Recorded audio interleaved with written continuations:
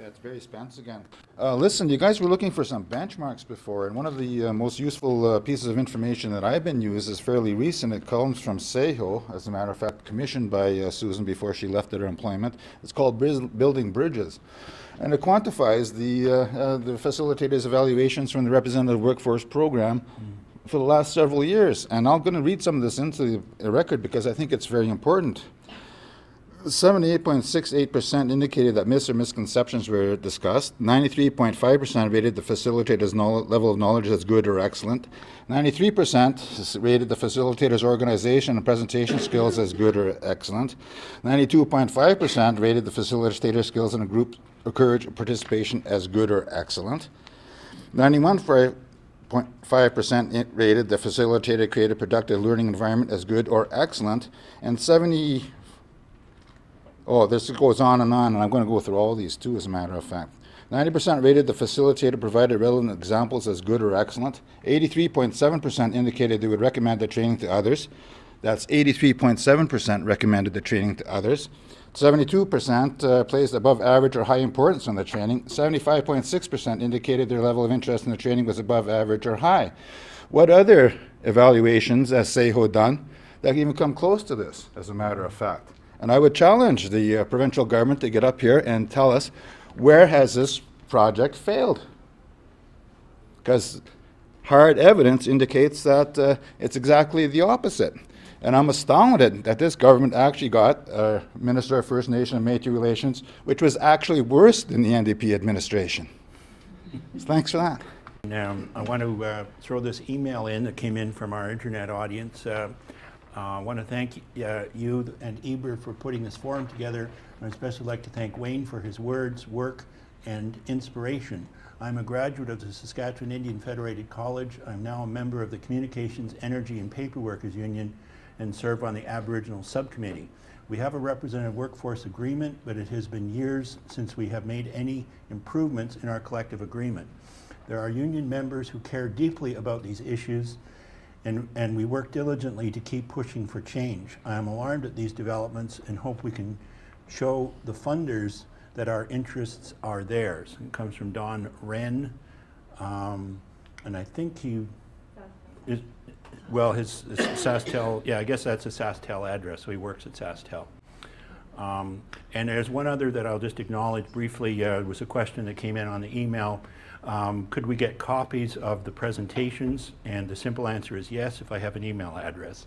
So please send me in your email address and I'll be happy to email you back the presentations. We're also going to try to take the video of today and post it online, so it would be there for people to look at. Wayne. Well, just two quick comments on evaluation that myself and Doreen used to talk to the different employers about. Was instead of counting the numbers of how many you hired, I used to say that we have 104 workplaces that are now accessible and ready for Aboriginal people to get ready their skills so they can participate. There was an evaluation done of the program just before it was cut, where it was recommended to enhance it. As a matter of fact, there was two provincial committees formed. One was with Doug MacArthur a couple of years back, and then the second one was with the union fellow,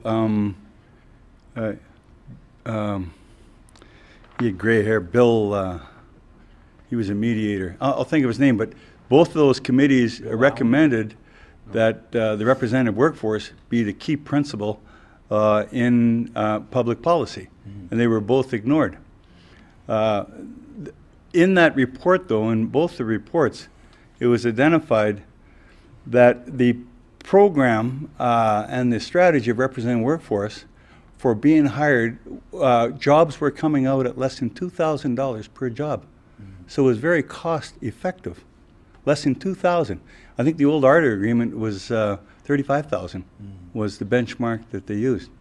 But if I could, for public policy, I forgot to read it, but I wrote out an article for training, because there's something that we have to do different that we haven't done. So I was going to bring it up at this meeting today. It's 2 paragraphs long, but if I could read it into the record to make people think a little differently. The training initiatives and funding for training always focus on trainees being prepared for a job. However, it is not good training policy to neglect those not interested in or able to take on jobs. Upskilling the knowledge and skills of some community members and neglecting others will create divisions and tension in the community.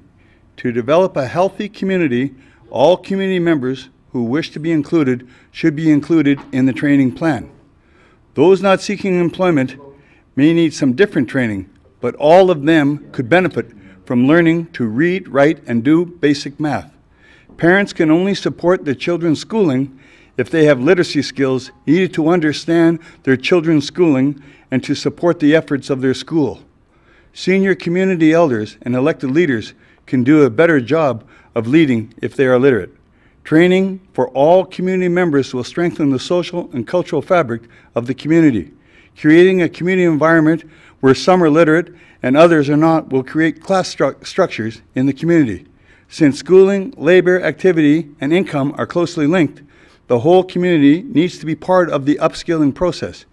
This can only happen if everyone in the community has equal access to self-improvement programs which lead to all community members adopting and supporting values and activities that lead up to upscaling of the whole community, ensuring that every community member, economic and social circumstances are improved. And we do that all the time. We're going to train 3 people, but we're going to leave the rest in the community to sit. And we do have major problems called the drag-down system, which we focus on individuals instead of focusing on a community, on how to get a community healthy, which we haven't done and we need to do. And there should be resources provided. Instead of probation officers, we need to have resources provided to provide tutors and bring our marks up to standards so that we can move forward with our grades. My name's Diane Barrow, and I used to work for SAHO. Although I was hired in a sunset project, the project was career pathing, which was a key feature as far as I was concerned of taking the representative workforce strategy, Aboriginal employment strategy forward. And I really didn't know much about it when I first was hired. I think I understood it theoretically, but getting into the practice of it, looking at how to implement it and how it may in fact link up and support representative workforce in a really practical manner was what I learned in my time in the project. I think I want to, although I've heard a lot of really good suggestions here today about how to take this forward and next steps and stuff, and I'm sure that we could have a lot of dialogue about that for a long time, and I'm a strategic planner, so I love that stuff anyways, but what I do want to do is give a little bit of sort of internal information.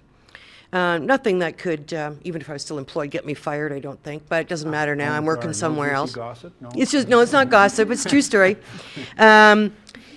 Coming out of the document that Barry referenced and a number of other documents, there was another research project or evaluation project that Victoria had been involved in before she moved on.